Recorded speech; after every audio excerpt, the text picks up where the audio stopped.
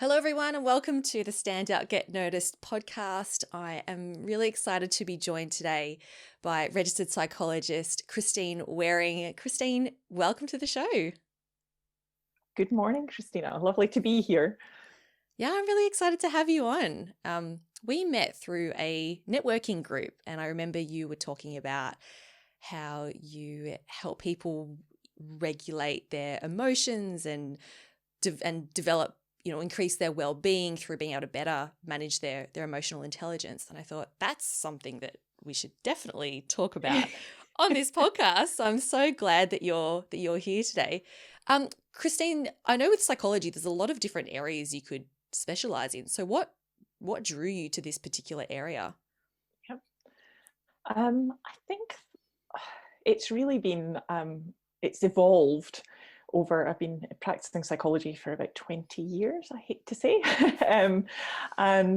Yeah, I guess emotions are obviously one component that is central to our training, but I feel like the longer I was practicing, the more commonalities and patterns I was seeing where so many of the difficulties that people, there's a diverse range of things that bring people into psychology practice to see a psychologist. But actually, when we were stripping it back, underlying that, those difficulties could be um, how they were managing, how they were regulating, how they were recognizing and the stories they were telling themselves about the emotions that were coming up, and how often getting to the root of that was quite liberating and could mean that they could then use, because often people come and they have a wealth of experience and they have a wealth of skills, but they feel frustrated that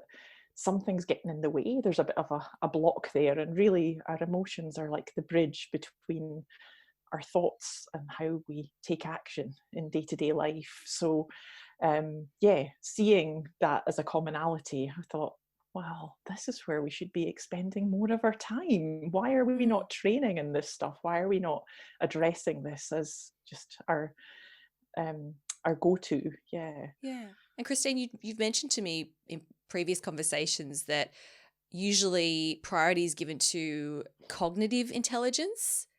yeah, yeah. We're expected to develop our uh you know our our academic intelligence. I don't know how else you refer to it. Can Mm. you share a bit more about that around, what is the difference between emotional intelligence and then that cognitive intelligence?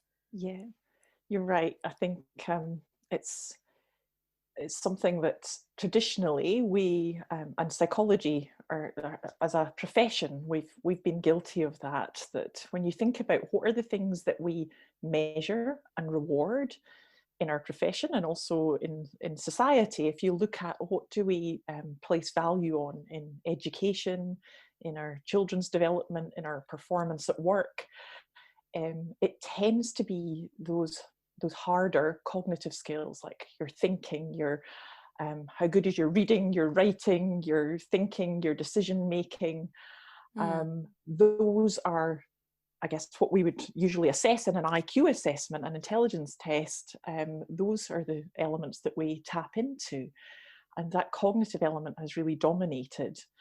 And emotional intelligence was often talked about as, I mean, in our initial training, not much at all. It would be a poor cousin of cognitive. You would talk about, oh, consider when you're testing someone's intelligence, maybe they might be stressed, and consider their emotional well-being in that. But we wouldn't actually spend a great deal of time looking wow. at the emotional skills. Um, and really, emotional intelligence has kind of come into its own in the last couple of decades. So we've recognized that far from being these soft, nice to have skills, Mm, they're absolutely crucial, and they underpin so much of how we operate. And actually, what we understand of the brain is that the brain develops in this neurosequential manner. So each step of brain development relies on a foundation in the preceding levels. So really, if we haven't got the emotional skills as a foundation, then those higher order, what we deem higher order skills of decision making and thinking, problem solving, we can't use those as effectively. So that's why I talk about emotional hygiene, emotional health, and emotional intelligence as being a bit of a superpower, because it then means that we can boost our capacity to use the cognitive skills that we've got at our disposal. So can we go back, Christine, to the neurosequential development? Yeah, Did I get that right? yeah, Okay. yeah, So yeah. I've not heard this before. Can we explore this? So what I'm hearing is that the way that our brains develop, they develop sequentially. And what I'm hearing is that the emotional intelligence is actually the foundation that comes first. Yeah. Well, if we think about the formation of the brain, so that, Yeah. the very first functions of the brain is regulating things are essential human functions that we need. We need to be able to breathe. So the brain stem is that first part that does all of our essential functions that keep us alive. And then the next part of the brain that developed was the emotional part. That's Right. so it was the part that kept us safe and alive when we were under threat. So those responses to, would we fight or would we flee from a predator? Is that like We the croc needed. brain? So that some people call it that reptilian The brain. reptilian. Okay. Yeah. It was a really kind of early. People often refer to it as the primitive brain, but I think that's a bit dismissive, because then we think of it as it's not particularly sophisticated. And actually, when that's the part of the brain that we can do a lot of work as we grow up, and the skills that we're talking about today can refine it. So we're no longer held hostage by that part of the brain going, you're under threat, you're under siege, and all of the thinking goes out the window. But that's We that's can, that's the part of the brain that makes us freeze up when we're in front of an audience yeah, or put on the yes, spot. Okay. And we have that fight or exactly, flight response. exactly, Yeah. and it's protective, so Yeah. it's there. It's there for good reason. But if we just allow it to run the show, not particularly great. It's a bit like a tantruming toddler or something. It's it needs us, the next layer on top of that, which is all of those cognitive skills or thinking skills that we can then work with them, establish a good relationship between those elements of our brain, so that each part of the brain is playing its part in our overall functioning and performance. So the next layer of development of the brain, which controls the emotional part, what's that called? Sorry, so we've got the primitive brain, and then we've got the next layer of the brain. So we've got then the cortex, and the prefrontal cortex in particular, that part just behind our forehead, which is the part that's, I guess, the most sophisticated in terms of our planning, and all of those parts that we kind of look at as somebody who's successfully operating would be using the parts in the cortex, the thinking part in the prefrontal cortex, decision making, planning, execution, all of those parts. But those parts can't come online if the emotional part of the brain is screaming, there's a threat in the vicinity, because we're not going to be stopping and thinking and making great decisions. So we need to have some good regulation of the emotional part of our brain to enable us to access that thinking part. So Christine, you mentioned before that even in your psychology training, the emotional intelligence component was considered the poor cousin of the cognitive intelligence.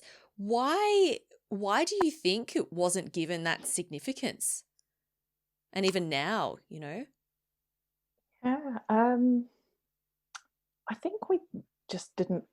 Remember, I trained 20 years ago, so I'm probably doing a disservice to some of the training now. But I think that we've kind of our our education systems and our business models, we've tended to continually reward the thinking part, and perhaps not recognized our knowledge of how the brain was operating wasn't quite as sophisticated as now.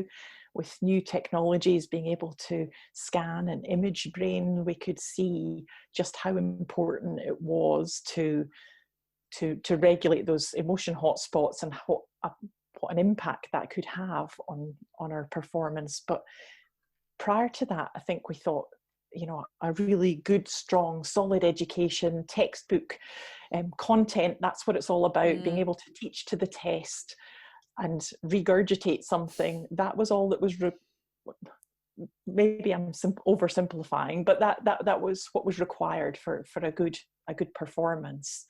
And it's really been over time we've started to recognize, well, actually good performance is reliant on so much more than just knowing your stuff. It's also about how you engage, how you've got to be able to articulate that. You've got to be able to connect with other people. You've got to be able to read the room. You've got to be able to respond to changing conditions. And you've got to be able to persevere when things start to go wrong, get yourself back on track. And all of those skills are based in really good emotional intelligence. Well, look, I never did an exam or a test in high school where those skills were tested. No one said, oh, let's get you into an argument with this person and see how you respond, and we'll grade you on that. That was never a thing. No. And actually, what we can do, both in terms of our upbringing, some of the messaging we get in our upbringing, excuse me, and in education, is we can kind of be told just to keep quiet, keep pushing those emotions down. So big emotions aren't necessarily respected, and we can then start to internalize the idea that, oh, emotions aren't welcome here. Emotions aren't welcome. It's keep quiet, just agree. The quiet kid in the class, or just get your head down, get on with work. And then therefore we're missing actually doing some of the explicit thing of, check in. What's coming up for you here? Tap into your passions. Listen to the messages that come up when you're in different situations in your body, because actually they're great guides to you. And we don't need to be fearful of them. But I think for so long, if you're consistently told, that's not important, put that aside, just get on with your work, do the job, then actually we've become a bit divorced from our emotions. And there's lots of situations where they're not welcome. I mean, look at our society as well. We're quite sanitized when it comes to our relationship with emotions. We're not, our communities aren't quite as welcoming of big displays of emotion. And it's quite keeping up appearances. How are you doing? Yep, fine. Are you okay? Yes. Don't go there. Don't go into the messy stuff. So we've become a bit averse to sitting with some of the less predictable, yucky, emotional bits, and getting smart at how we deal with them. Christine, there's so much good stuff in there. I'm not sure where I want to go with my next question. But it's so true, right? When we say to someone, "Hi, how you going?" People go, "Yeah, good." And how weird is it when someone says, "Oh, actually, I'm having a really stressful time at the moment." People don't know what to say. They're like, "Oh, okay." And it is really uncomfortable, and you're right. We are very sanitized, and it's very much a put on a brave face, don't express your emotions. And I mean, we hear this all the time, that men in particular tend to be discouraged from expressing any sign of, or showing any sign of weakness. They see expression of emotion like sadness or fear as being a sign of weakness. So they don't want to share that. Christine, Absolutely. do you have an example of a client, or someone you've worked with who had been pushing their emotions down, or what sort of messages they'd received that then had an adverse effect on Yeah, them?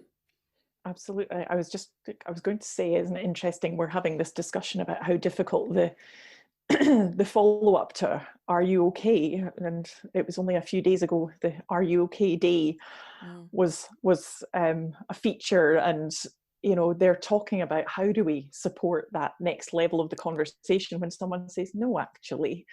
Yeah, so I Mm. think there's recognition that it's something that we need to get better at. And certainly um, I I work with lots of people who have heard that message, either explicit or implicit. This isn't about kind of blaming other people for how we're handling our emotions now, but just we're surrounded by messaging that is, it's not okay to show overtly.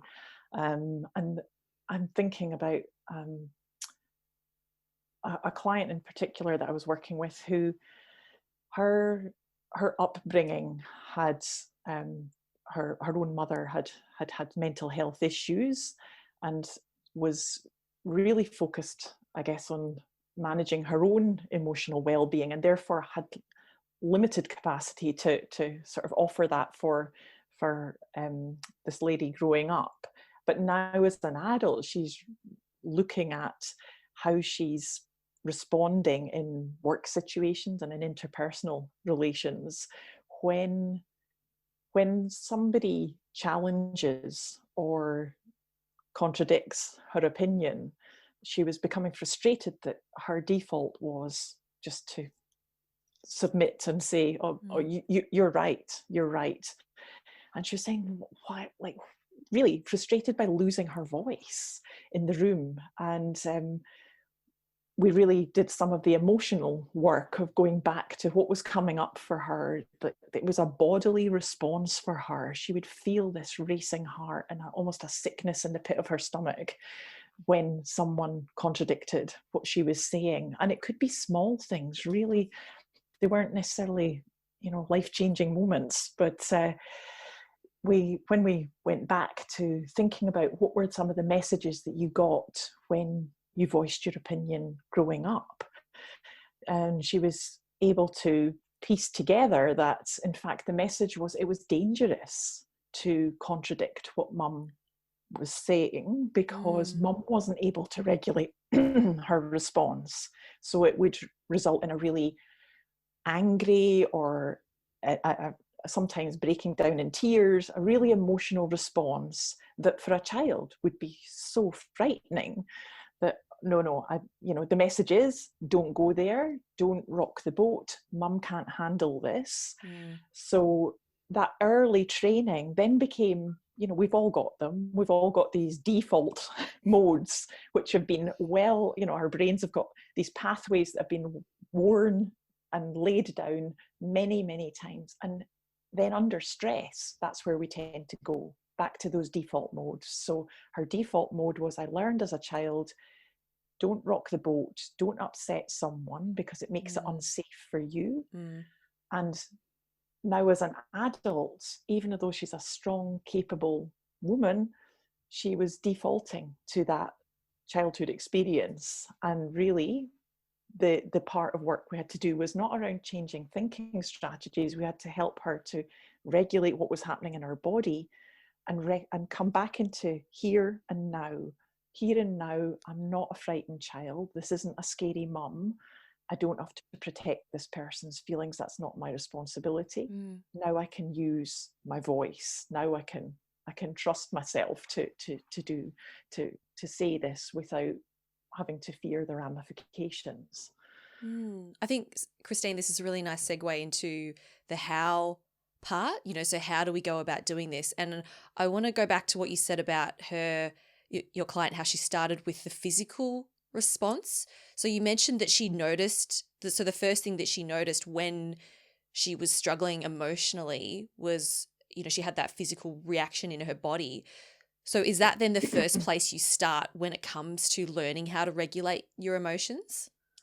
Yeah, well, I think it's uh, I talk about an integrated approach. Okay. So um, Whereas, we spoke about sequentially in the formation in the brain, but the reality is we're using all of the tools at our disposal, and we're getting smart at weaving them in. But certainly if we haven't already got a really good understanding of how emotion shows up in our body, and because what we talked about earlier with being a bit head focused and tending to do more thinking, I do find that a great deal of that early work with clients is about reconnecting them to what's going on in their body. So checking in, what are the sensations, and also what's your response to those sensations? Because usually, particularly if we're feeling a bit threatened, when a yucky sensation comes up in our body, we're kind of prone to look for the quickest, easiest, even dirtiest way of getting rid of that yucky feeling. How do we tend to do that? So it might be by pushing it back down, ignoring it, hoping it goes away. And emotions are a bit like hungry hippos, they'll pop up somewhere else. So that one doesn't really work for long. That's a short-term strategy. We might look for something to numb it. We might reach for a cigarette or a drink of alcohol. We might, we've got all sorts of dysfunctional ways of they're dysfunctional, maybe overeating, overeating. Yeah. We might scroll a bit longer, distract ourselves on our screen. Shopping, online shopping. Online shopping, anything that gives us a little hit of a feel good. Right. To counter this yuckiness we've got going on. But of course, what we've done is we've ignored it. So we've pushed it down. Well, deal with that later. But we never, sometimes, don't get to it later. And therefore, we're also giving ourselves the message that you can't handle this. If what we immediately do is jump to reacting and distracting, then we're never learning to build trust that it feels horrid in here right now, but I can handle this. And also learning to tell the body you're safe.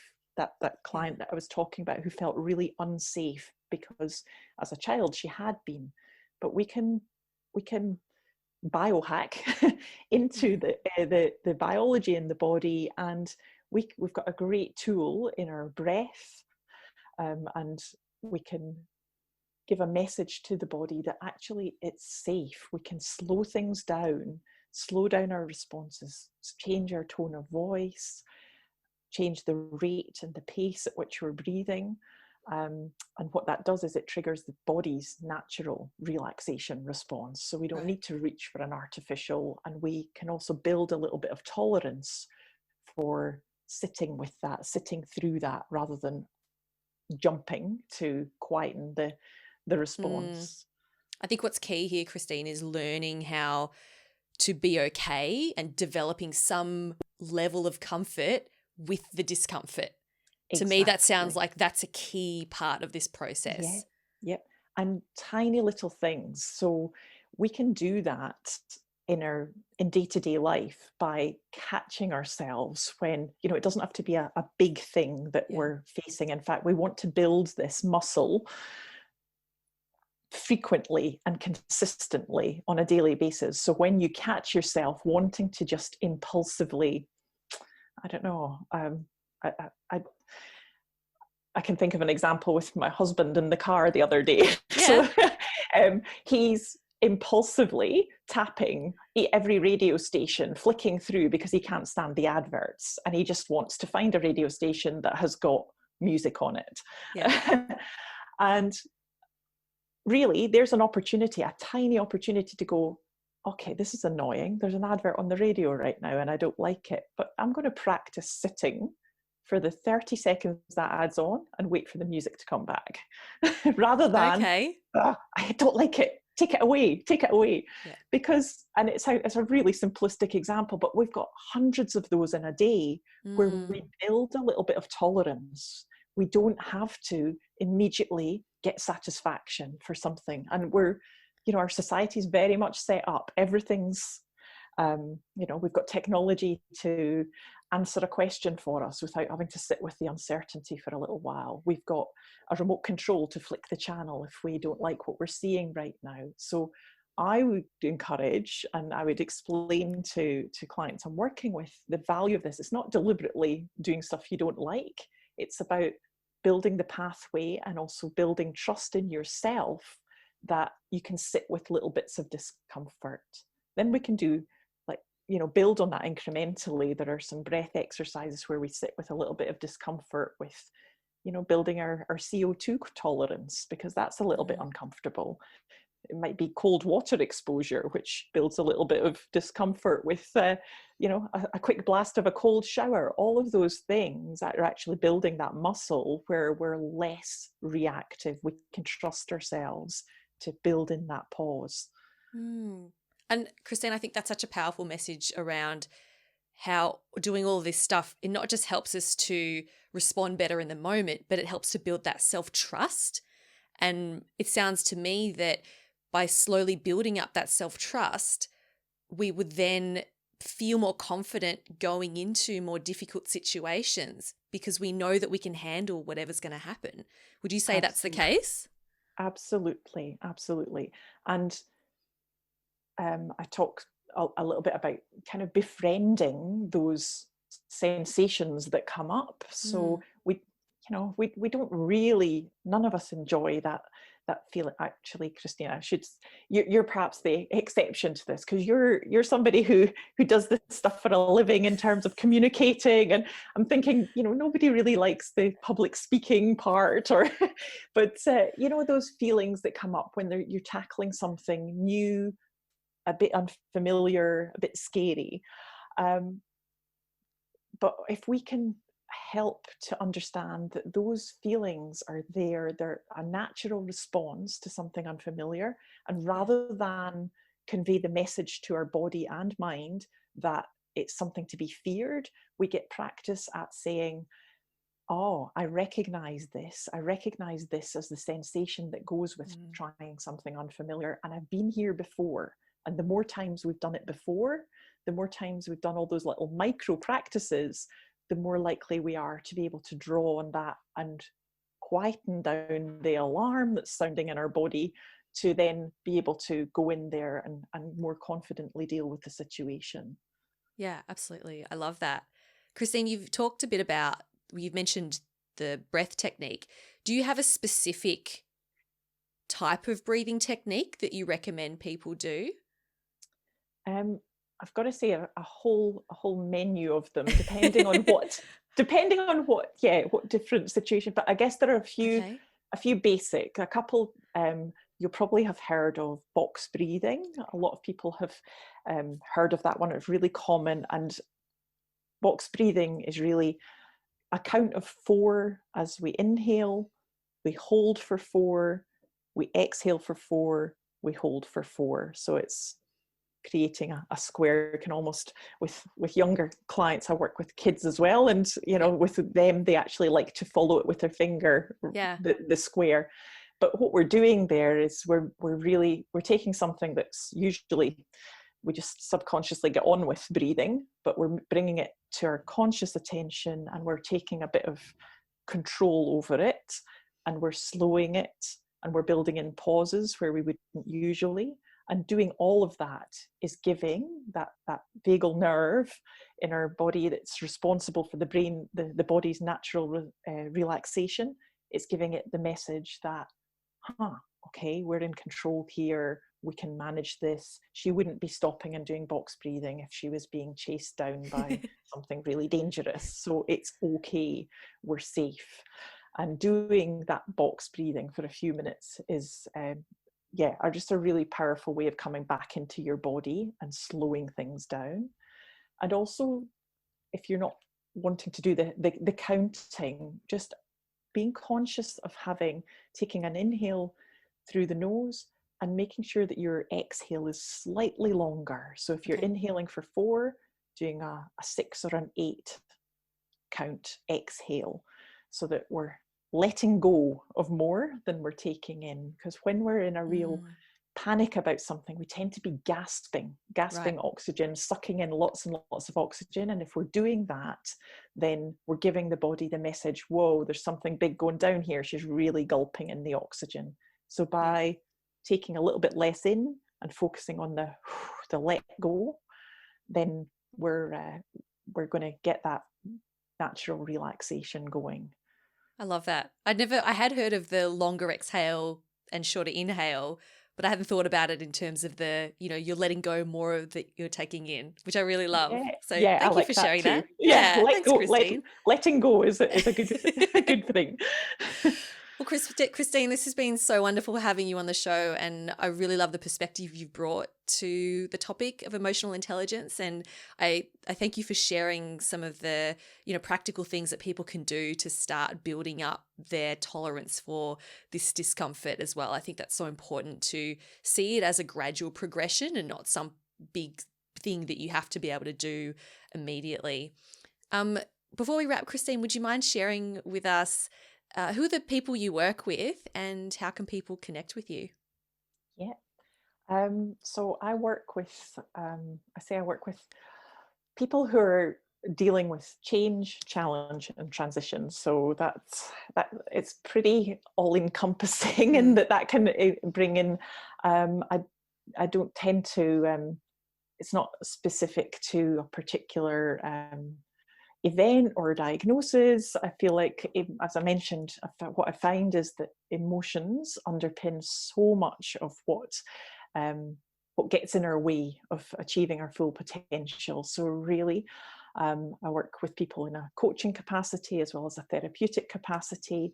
And I do quite a bit of my work outdoors, doing walking therapy, as well as in the online space just now, because back Yeah. to that body stuff, that being able to walk as we process our emotions is a really powerful way of discharging some of the feelings that are tied up to what we're discussing, and getting us in managing the thinking part better too. So they can find me at positivemoveswellbeing.com.au, and on Instagram and Facebook as Positive Moves Wellbeing as well.